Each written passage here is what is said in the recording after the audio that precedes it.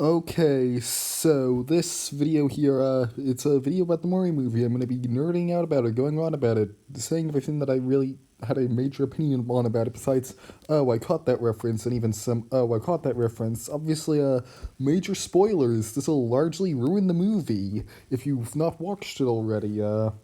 I suggest watching it already. Trust me, there's plenty of times when I've seen spoiler warnings like this and ignored them and really regretted it.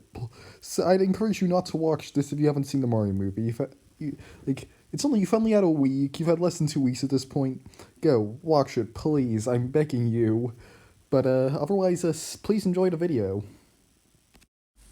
The Mario movie, the Super Mario Bros. Movie, I watched it earlier today, and I'm gonna ramble into a microphone about it, and I'm gonna see if it makes good YouTube content, and if so, I'm gonna upload it. I saw it earlier today. I've not really seen anything outside of the trailers. I mean, I've heard someone saying that apparently there's a lot of musical references, which turns out, yeah, there was a lot of musical references. Almost every scene had some iconic Mario track or a snippet of it playing in the background that was appropriate for what was happening. Like at one point, when they're assembling their cars to go onto the Rainbow Road, which that scene was shown in the trailer, like literally you could hear a remix of the Mario Kart menu theme, like the one that plays on the menu, like when you're actually making the cart and then picking the track. Yeah, that. So yeah, the Mario movie, it had a lot of references. So I'm going to get into discussing the film. I could pick a single out and pick apart specific references, but honest to God, that's what one would watch the film for. So, I mean, I'll bring them up as it comes up, but I won't single in on too many of those. They did some interesting things. We were expecting. Okay, so a bit of history. Thing was first heard about in like what 2016 is when I think it was first heard about, albeit I've heard otherwise. It's the first I heard of it, but apparently we heard stuff about it in like 2015, 2014. I was not on the internet at the time. Okay, I was less than 10 years old at any of the times mentioned so far besides nowadays.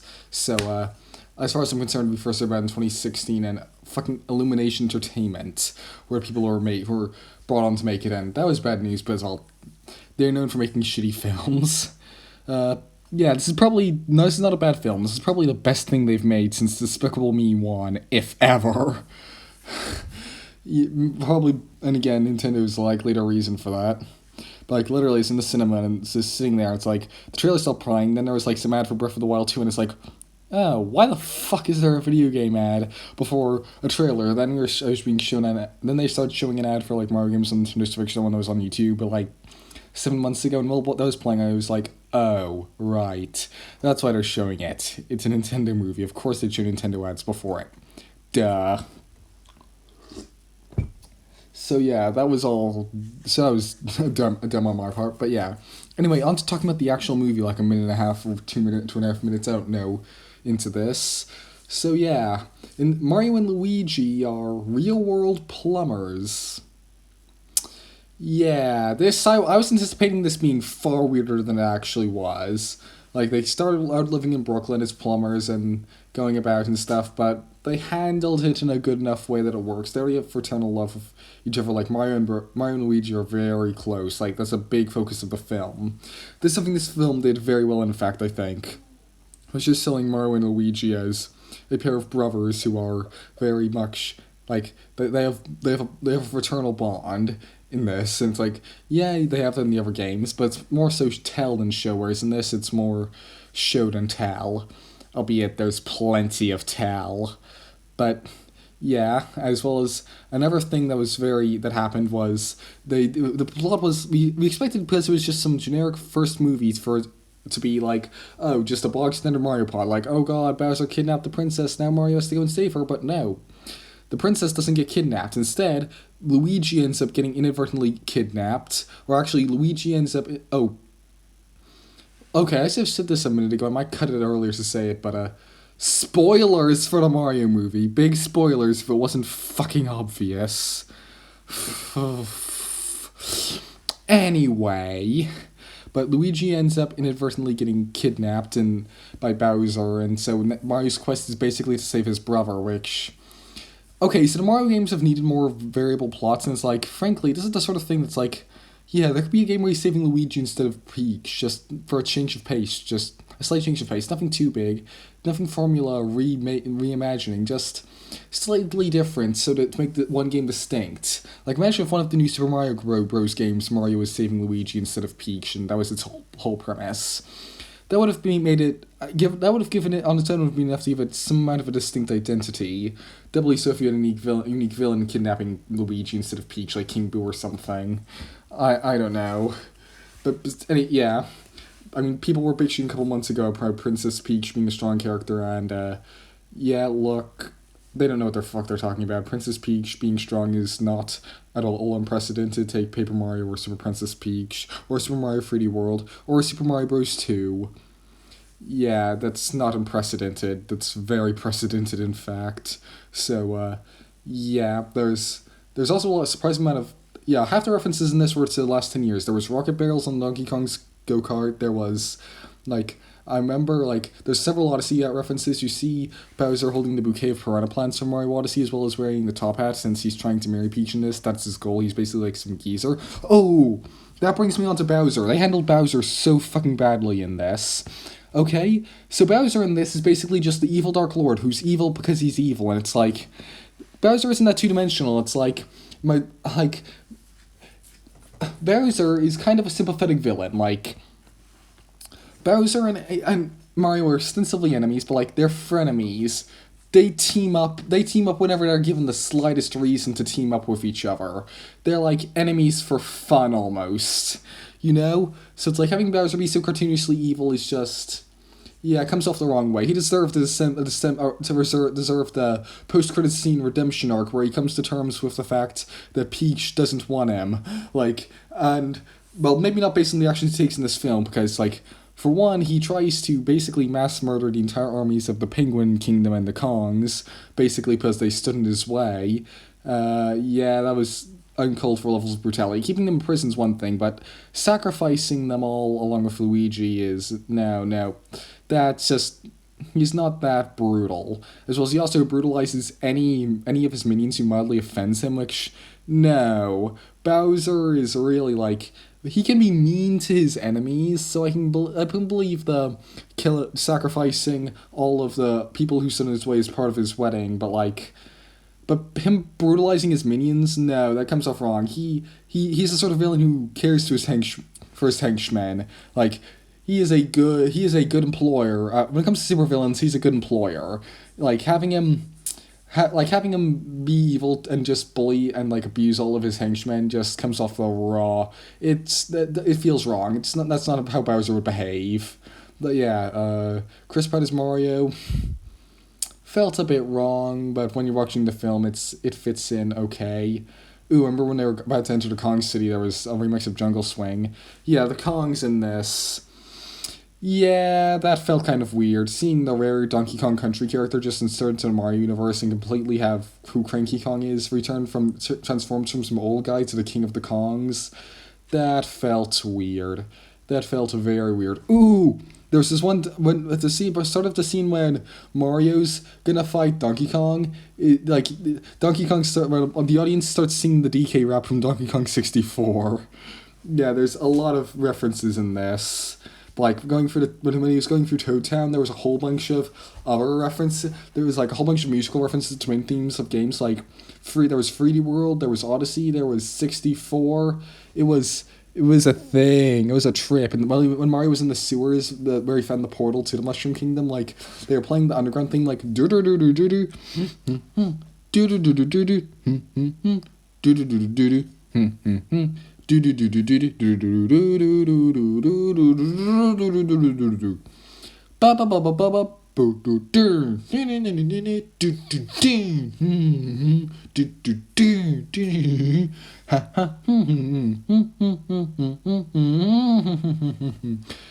So, yeah, that was all a thing.